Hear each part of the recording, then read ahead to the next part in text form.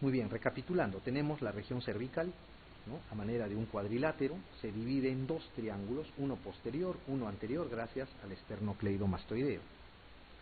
El triángulo posterior va a estar formado por el trapecio, la clavícula y el esternocleidomastoideo, ¿no? El triángulo supraclavicular, porque está encima de la clavícula. Su importancia, porque ahí vamos a encontrar los troncos primarios del plexo braquial, ahí se puede bloquear este. ¿Qué otra importancia tiene? Ya en la parte patológica, todo ganglio que se encuentre en este triángulo se debe biopsiar porque tiene alta probabilidad de ser maligno. ¿Debido a qué? La mayoría de estos ganglios que van a estar en esta región van a drenar o el tórax o indirectamente podrían proceder del abdomen. ¿Ok? Entonces es importante conocer eso. Todo ganglio de esta zona debería ser biopsiado. ¿Qué más? En el triángulo anterior, este triángulo anterior se va a dividir en varios triángulos gracias al músculo digástrico, que está acá, ¿no? En un esquema, y el homoioideo, que es este. Entonces, primero tenemos el triángulo muscular. Está formado por la línea media, el esternocleidomastoideo y el homoioideo, el más importante de todos. Luego tenemos el triángulo carotídeo, formado por el esternocleidomastoideo, el homoioideo y el digástrico, ¿no? Ahí está la arteria carótida. Y el otro, que está formado por el vientre posterior del digástrico, el vientre anterior del digástrico y el borde inferior de la mandíbula. Es el triángulo submaxilar o submandibular. Okay. Los otros triángulos no tienen mucha importancia para fines de vuestro examen, ¿no? Eso es lo que deben recordar. Y de estos, el principal, el más importante, es el triángulo muscular. Muy bien. La pregunta 17 viene de ahí, dice, el llamado triángulo muscular del cuello contiene septo, laringe y faringe, tráquea y tiroides, esófago, paratiroides o plexo braquial. ¿Cuál será? El septo. El plexo braquial, ¿no es cierto? El plexo braquial, recuerden, está en el triángulo supraclavicular, ¿no? Muy bien. La pregunta 18 dice, el pulso carotídeo se toma en... ¿Dónde se tomará el pulso carotídeo? En el triángulo carotídeo, ¿no es cierto? Es la zona más accesible a la carótida. ¿Y dónde está, o cómo pueden ubicar al triángulo carotídeo? Por el borde anterior del trapecio, por el borde superior de la clavícula, debajo de la apófisis mastoides, en el borde posterior del esternocleidomastoideo o en el borde anterior del esternocleidomastoideo. ¿Dónde será? ¿Dónde está el triángulo carotídeo? A ver, entre el borde posterior y el borde anterior, vamos a mirar. ¿Dónde estará? ¿En el borde posterior o en el borde anterior? En el anterior, pues, ¿no es cierto? En el borde anterior, ahí va a estar la arteria carótida, y ahí se palpa el pulso carotídeo. Muy bien. Vamos a hablar ahora de lo que es el mediastino, ¿no? ¿Qué cosa es el mediastino? El mediastino es una región anatómica que se encuentra ubicado en el tórax entre las dos pleuras. Y ahí viene su nombre, ¿no? Mediastino, significa que está al medio. Este mediastino va a estar limitado arriba por la base del cuello. La base del cuello va a estar formada ¿por qué? Por delante, por la horquilla esternal, hacia los lados las clavículas y hacia atrás la primera vértebra cervical. El límite inferior del mediastino va a ser el diafragma, ¿ok? Con su centro frénico en el centro. Los laterales, los límites laterales van a ser las pleuras. Entonces, entre las pleuras, arriba, la base del cuello, abajo, el diafragma va a estar ubicado el mediastino. Delante va a estar cerrado por el peto esternocostal y atrás por la columna vertebral. Este mediastino va a estar dividido en dos partes, un mediastino superior y un mediastino inferior. Y esta división se va a dar por un plano imaginario que va desde la unión entre la horquilla y el manubrio esternal hacia el cuerpo vertebral de D4, de la cuarta dorsal. ¿Ok? Todo lo que esté por encima de ese plano es el mediastino superior, todo lo que esté por debajo de ese plano es el mediastino inferior. ¿Ok?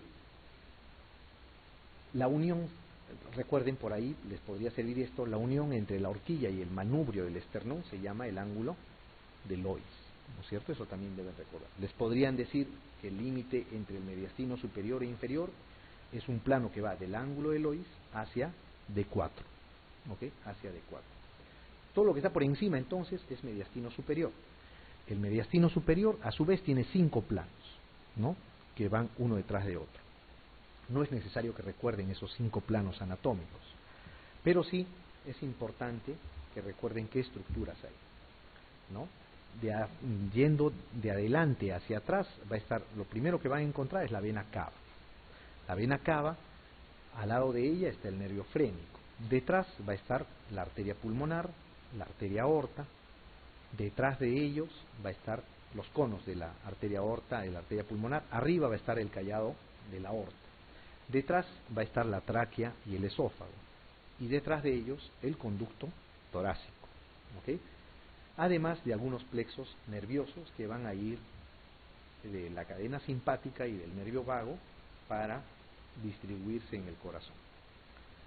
Muy bien. En el mediastino superior lo más importante son los grandes vasos. Vena cava superior, arteria pulmonar, arteria aorta con sus respectivos conos. El cono arterial de la arteria aorta, el cono arterial de la arteria pulmonar. Y también vamos a encontrar el callado, ¿no? El callado de la arteria aorta. En el mediastino inferior a su vez se va a dividir en 3 partes. Una primera parte que está por delante del pericardio, ¿no? Es el mediastino anterior. El mediastino medio va a estar formado por la bolsa pericárdica. Dentro de la bolsa pericárdica obviamente está el corazón como principal órgano. Y el mediastino posterior, en la parte inferior, va a estar delimitado por todo lo que está detrás de la bolsa pericárdica. La tráquea, los bronquios, las arterias pulmonares, las venas pulmonares que van a llegar a la aurícula izquierda, y algunas otras venas como las venas ácigos, la aorta descendente, el conducto torácico y la cadena simpática ganglionar, ¿no? La cadena nerviosa simpática. Todas esas estructuras son las que deben ustedes de recordar. Básicamente la división entre el mediastino superior y el mediastino inferior, ¿no? Al lado derecho tienen las estructuras más importantes de cada compartimiento, del superior y del mediastino medio, del mediastino inferior con sus partes anterior, media y posterior. Muy bien. Como les decía, del contenido del mediastino, ¿no? Además del cuadrito, deben de recordar este vaso linfático que está en verde acá. El vaso linfático que está en verde aquí se dibuja como un vasito que discurre por todo el tórax, es el conducto torácico. En el cuerpo humano existen 2 vasos linfáticos grandes. El mayor de todos es el conducto torácico y el siguiente en volumen y en extensión es la gran vena linfática, que es muchísimo más pequeña. El conducto torácico, su nombre se llama así, conducto torácico, pero nace en el abdomen, ¿no? Delante de L1 y L2, en una dilatación linfática que le llaman la cisterna del Kilo o la cisterna de Pequet. Esta cisterna del Kilo o de Pequet va a recibir la linfa de todo el compartimiento infradiafragmático y los miembros inferiores. Luego va a ascender, va a atravesar el diafragma, se va a colocar en la cara anterior de los cuerpos vertebrales y a la altura de D7 o D8 va a empezar a lateralizarse al lado izquierdo. Se lateraliza al lado izquierdo y desemboca en la unión de la yugular con la subclavia, o sea, en el confluente yúgulo-subclavio izquierdo. Ahí desemboca el conducto torácico. Y en su desembocadura va a recibir los vasos linfáticos del miembro superior izquierdo, de la mitad izquierda de la cabeza y del cuello y del hemitórax izquierdo. O sea, casi todo el cuerpo está drenado hacia el conducto torácico. La gran vena linfática, que es el segundo vaso, va a recibir la linfa de la mitad derecha de la cabeza y del cuello, del miembro superior derecho y del hemitórax derecho, nada más. El resto es drenado al conducto torácico. ¿Ok? Muy bien. La pregunta 19 dice: el mediastino posterior contiene, excepto el esófago y el plexo esofágico, el corazón, la aorta descendente, el conducto torácico o las venas ácigos y hemiácigos. ¿Cuál será? El corazón, ¿no es cierto? El corazón está en el mediastino medio, ¿no es cierto? En el mediastino medio. La siguiente dice: de las siguientes estructuras, una no se encuentra en el mediastino superior: la tráquea y el esófago, la vena cava superior e inferior, el callado de la aorta, el timo o los nervios neumogástricos. ¿Cuál no se encuentra en el mediastino superior?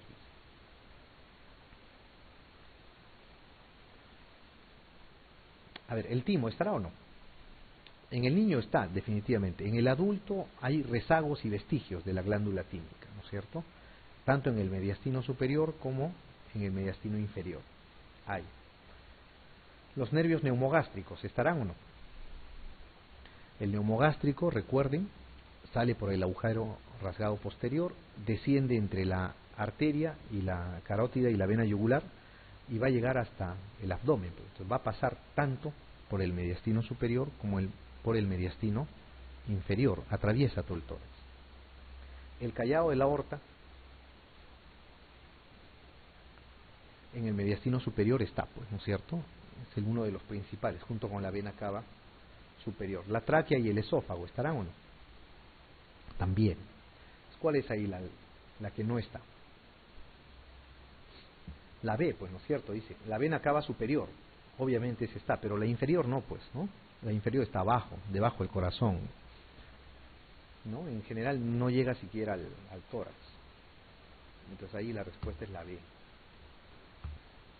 La región inguinal como tal se estudia junto con la pared abdominal porque los músculos, los tendones, las estructuras que se encuentran en la región inguinal también tienen mucha relación con la pared abdominal, especialmente con la pared abdominal inferior. Entonces, primero vamos a tocar lo que es la región inguinal. En la región inguinal lo más importante es recordar el conducto inguinal. No sé, ¿qué cosa es el conducto inguinal? El conducto inguinal es un conducto que va a unir la cavidad peritoneal y la bolsa escrotal o los labios mayores en el caso de las mujeres. Este conducto inguinal va a tener 4 paredes y va a tener 2 orificios: un orificio superficial, un orificio profundo y 4 paredes: superior, inferior, anterior y posterior. Después de ver el conducto inguinal, también tenemos que hablar de lo que es la arcada crural, que están en relación. Estas dos estructuras tienen mucha relación. La arcada crural va a estar dividida a su vez en el anillo crural y el compartimiento del psoas. La unión o la fusión de estas dos estructuras, del conducto inguinal y la arcada crural, van a formar la región inguinocrural. ¿Okay? Y más adelante vamos a ver que le van a llamar incluso como el cuadrilátero miopectíneo de Fruchat, ¿no? ¿Qué cosa es eso? Vamos a hablar entonces poco a poco de cada una de ellas. Bien, primero vamos a describir la parte ósea. Si ustedes ven acá, esta es una imagen del hueso ilíaco, el cual va a tener un borde anterior que empieza en la espina ilíaca anterosuperior, una escotadura, la espina ilíaca anteroinferior, una prominencia, una región lateral que se hace o se dirige en forma horizontal después hacia la línea media, una protuberancia a la cual le llaman la espina del pubis, y finalmente se va a unir con el homólogo del lado opuesto, ¿no? en lo que le llaman la sínfisis púbica. Este arco óseo va a estar unido, digamos, por un ligamento. Ese ligamento es un cordón fibroso que va de la espina ilíaca anterosuperior hasta la espina del pubis. Este ligamento se va a llamar el ligamento inguinal. Algunos le dan otro nombre, ¿no? Tiene epónimos, como el ligamento epupar, por ejemplo. Este ligamento inguinal va a transformar a ese marco óseo en un arco, y de ahí viene su nombre. De ahí es que le llaman la arcada crural. Parece un arco, ¿no es cierto? Esta es la parte dura y esta sería la parte elástica. Acá le falta la flecha. De ahí viene el nombre de arcada crural, ¿no? Parece un arco. No se olviden, la arcada crural entonces está formada por la parte ósea del borde anterior del ilíaco y el ligamento inguinal. Esta arcada crural que hemos visto en el slide precedente va a estar dividida en dos partes. Esta división se va a dar gracias a un ligamento que sale del ligamento inguinal y se va a una prominencia del ilíaco que se llama el pecten. Y a ese ligamento se llama la cintilla iliopectínea, ¿no? Esta cintilla va a dividir a la arcada crural en dos partes. Un compartimiento externo que se llama el compartimiento del psoas, donde va a estar el músculo psoas ilíaco y el nervio femoral o crural. Un compartimiento interno al cual le van a llamar el anillo crural.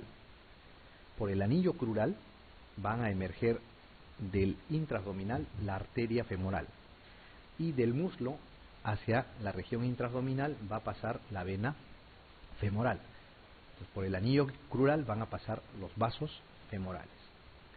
Este compartimiento va a estar cerrado, digamos, y reforzando el anillo por un ligamento, que es el ligamento de Gimbernat, que está acá en la parte, en el vértice o en el ángulo, digamos, entre el ligamento inguinal y la rama horizontal del pubis. Esta zona por donde pasan los vasos, el anillo crural, muchas veces está un poco dilatada y es una zona débil por donde pueden emerger las hernias crurales. ¿Okay? De ahí viene su importancia. Entonces, del anillo crural, recuerden, por ahí pasan vasos femorales, pero pueden emerger también por una zona débil adyacente las hernias crurales. Muy bien, por encima de este ligamento inguinal vamos a tener el conducto inguinal. Este conducto inguinal en el varón va a servir para el pase o para el pasaje del cordón espermático y en la mujer del ligamento redondo. El conducto inguinal a su vez va a estar formado por dos orificios. Un orificio externo, superficial, le llama, un orificio superficial y un orificio profundo o anillo profundo, anillo superficial y anillo profundo. El anillo superficial va a estar formado por los pilares de inserción de este músculo, que es el oblicuo mayor, que va a estar reforzado por algunas fibras que van a venir del lado contralateral, que le van a llamar el pilar de Coles. Pero lo que deben recordar es que el anillo superficial va a estar formado por los tendones de inserción del oblicuo mayor. El orificio profundo va a estar formado por fascia transversalis y va a estar dividido de la pared posterior por una arteria que es la arteria epigástrica. Importante recordar esa relación porque cuando se entra a operar una hernia, toda hernia que esté por dentro de la arteria epigástrica es una hernia directa y toda hernia que esté por fuera de la arteria epigástrica es una hernia indirecta. ¿Ok? Entonces, la pared posterior está dividida del anillo por la arteria epigástrica. Muy bien. Además, vamos a tener las cuatro paredes. La pared anterior está formada por este músculo, que es el oblicuo mayor. La pared posterior está formada por fascia transversalis. ¿ok? La fascia transversalis es una fascia dura, ¿no? Más que dura, firme, que va a formar la pared posterior del conducto inguinal, reforzado en ambos extremos por algunos ligamentos, como el ligamento de Henle, que deriva de este estuche de los rectos, ¿no? Del recto anterior que está acá, envuelto en una envoltura poneurótica. De esa envoltura pueden emerger algunas fibras que forman el ligamento de Henle. Pero ¿qué deben recordar ustedes? La pared posterior básicamente es fascia transversalis. El piso del ligamento inguinal o la pared inferior está formado por este ligamento, el ligamento inguinal, ¿no? Que no se ve acá, donde descansa el cordón espermático. Y el techo va a estar formado por la unión de dos músculos, el oblicuo menor y el transverso, que finalmente forman un tendón único llamado tendón conjunto. ¿Ok? Entonces, si ustedes se ponen a leer el conducto inguinal, en realidad es un conducto un tanto complejo, de una estructura anatómica algo compleja, la cual tiene mucho detalle anatómico, muchos tendones, muchos ligamentos, muchos detalles que hay que memorizar. Para fines del examen, ¿qué cosa deben recordar ustedes?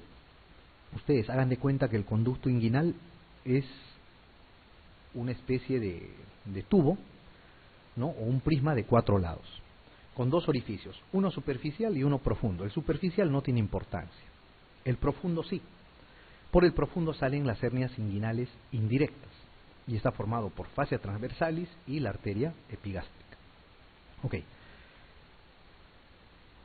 De las 4 paredes, la pared inferior está el ligamento inguinal, la pared anterior está formada por el oblicuo mayor, no tiene mucha importancia. La pared superior sí la tiene, está formado por el oblicuo menor y el transverso, que se unen y forman un tendón único, que es el tendón conjunto. El tendón conjunto es muy importante recordar porque, además que han preguntado varias veces cómo se forma, de dónde viene, para qué sirve, es importante. ¿Por qué? Porque para toda reparación de las hernias inguinales, sea con tensión o libres de tensión, o sea, usando una malla protésica, se usa el tendón conjunto. ¿Ok? Por eso es importante recordar. El techo es el tendón conjunto y está formado por la fusión de los tendones del oblicuo menor y el transverso. Y la pared posterior es la zona por donde emergen las hernias inguinales directas. En esa pared posterior hay un triángulo que se llama el triángulo de Hasselbalch. Por ahí salen las hernias inguinales directas. Entonces, del conducto inguinal, para fines del examen, acuérdense, el orificio inguinal profundo, o la pared superior, donde está el tendón conjunto, y la pared posterior, donde está el triángulo de Hasselbalch. ¿Ok? Eso es lo que deben recordar.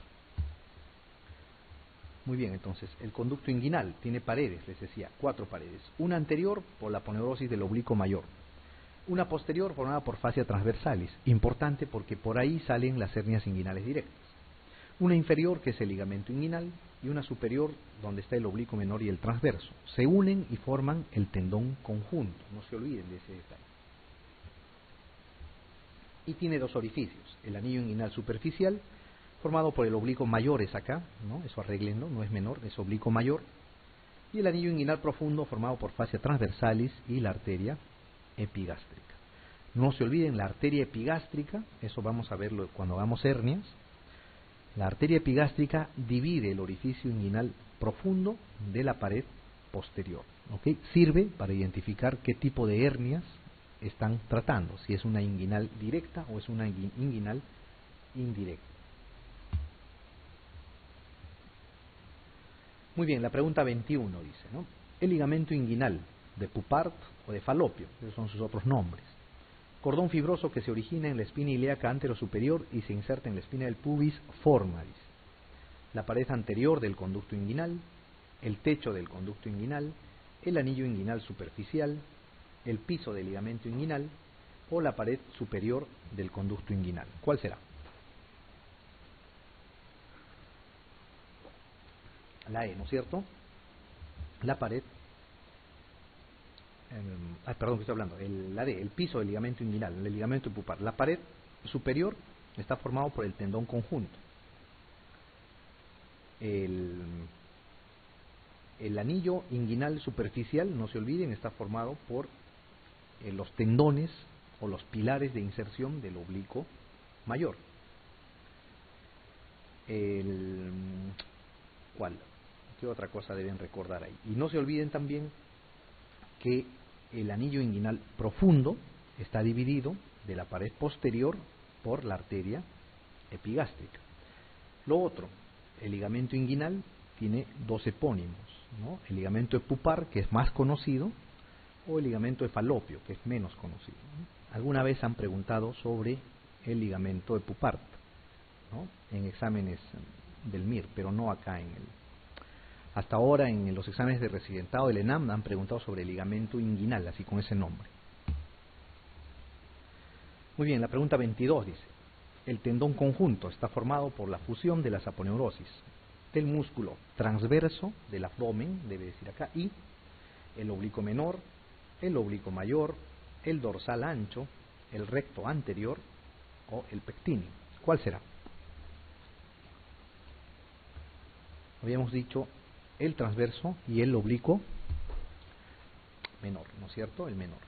El oblicuo menor y el transverso se fusionan y forman el tendón conjunto. ¿Por qué es importante el tendón conjunto? Sirve para la reparación de las hernias inguinales, ¿okay? No se olviden. Tanto las técnicas antiguas, donde no se usaban malla, como para las técnicas actuales, donde se usa la malla protésica. Bien, ¿qué más vamos a recordar?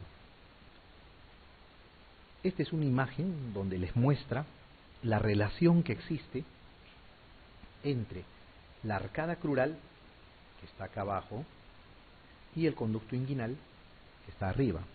Son regiones anatómicas las cuales solamente están separadas por el ligamento inguinal. Por eso hay autores que mencionan que esta es una sola región, ¿no? Y le llaman el cuadrilátero miopectíneo de Fruchat, ¿ok? Este cuadrilátero miopectíneo, cuando se habla en conjunto, se dice que va a albergar las zonas de debilidad donde se pueden producir todas las hernias inguinales indirectas, ¿no? A través del orificio inguinal profundo, las hernias inguinales directas por la pared posterior del conducto inguinal y las hernias crurales a través del anillo crural. Por ejemplo, cuando se hace una reparación por vía laparoscópica, se pone una malla la cual va a cubrir todo este orificio, el cuadrilátero miopectíneo o la región inguino-crural, y va a cerrar los tres orificios, ¿ok? Entonces por ahí es importante que recuerden esa relación. ¿Qué otra cosa deben saber? Toda hernia que esté por debajo del ligamento inguinal es una hernia crural. Toda hernia que salga por encima del ligamento inguinal o del pliegue inguinal es una hernia inguinal, ¿ok? Hernia crural por debajo, hernia inguinal por arriba. Y como se ve en el gráfico, las hernias inguinales directas están separadas de las hernias inguinales indirectas por estos vasos, ¿ok? Por las arterias y las venas epigástricas.